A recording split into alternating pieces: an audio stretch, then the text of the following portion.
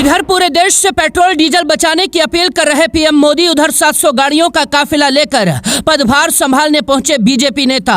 इधर बार बार पूरे देश से सोना न खरीदने की अपील कर रहे पीएम मोदी, उधर कई शहरों में सड़कों पर उतरे व्यापारी। पीएम मोदी की अपील पर भड़का व्यापारियों का गुस्सा। क्या देश में लगने वाला है लॉकडाउन? भारत के पास बचा कितने दिन का विदेशी मुद्रा भंडार? कौन से संकट की तैयारी कर रहे मोदी? समझिए पूरी कहानी।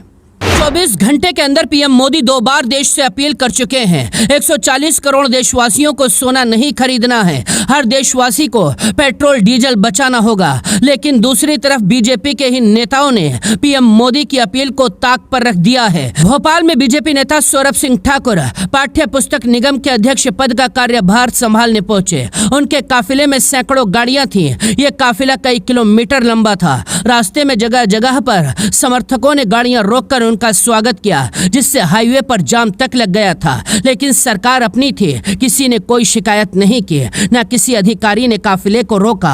कांग्रेस ने सवाल उठा दिया। इधर पीएम मोदी पूरे देश से पेट्रोल डीजल बचाने की मांग कर रहे हैं, दूसरी तरफ उन्हीं के नेता पेट्रोल डीजल को पानी की तरह बहाकर पीएम के बयानों का मजाक उड़ा रहे हैं। पीएम मोदी ने पूरे देश से सोना न खरीदने की अपील भी की। 2 बार देशवासियों से मांग की, आप शादी ब्याह में भी सोना खरीदने से परहेज करें। लेकिन पीएम मोदी के इसी बयान के विरोध में दूसरी तरफ हजारों सर्राफा व्यापारी सड़कों पर उतर गए हैं। लखनऊ से लेकर पटना तक कई शहरों में विरोध प्रदर्शन शुरू हो गया। व्यापारी कहने लगे, अगर जनता ने सोना खरीदना बंद कर दिया तो सोनारों को आर्थिक और भुखमरी जैसी परेशानियां झेलनी पड़ेंगी, हमारी जिंदगी बर्बाद हो जाएगी। कांग्रेस नेता राहुल गांधी ने कहा, मोदी जी ने 12 साल में देश को इस हालात में पहुंचा दिया कि आज बयान देने पड़ रहे हैं, ये खरीदो और ये मत खरीदो। ये बीजेपी और मोदी जी की नाकामी के सबूत हैं। आप सरकार चलाने में फेल हो गए हैं। राहुल की तरह विपक्ष के कई नेताओं ने पीएम मोदी के बयान पर आपत्ति जताई है। लेकिन सवाल यह है, पीएम मोदी इतनी टेंशन में क्यों हैं?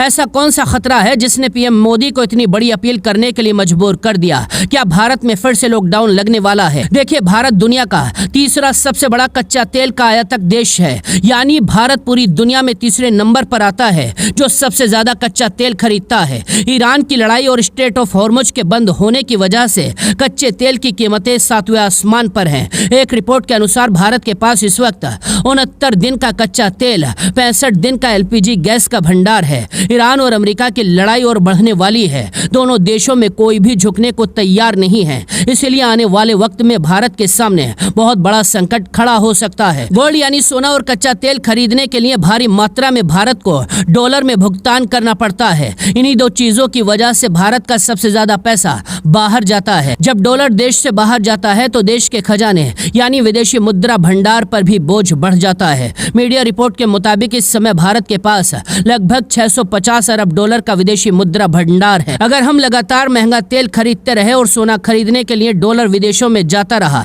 तो भारत बड़े संकट में गिर जाएगा। यही वजह है जो पीएम मोदी बार बार देश से अपील कर रहे हैं, लेकिन दूसरी तरफ उनके ही नेता उनकी अपील को ताक पर रख रहे हैं। Bureau report.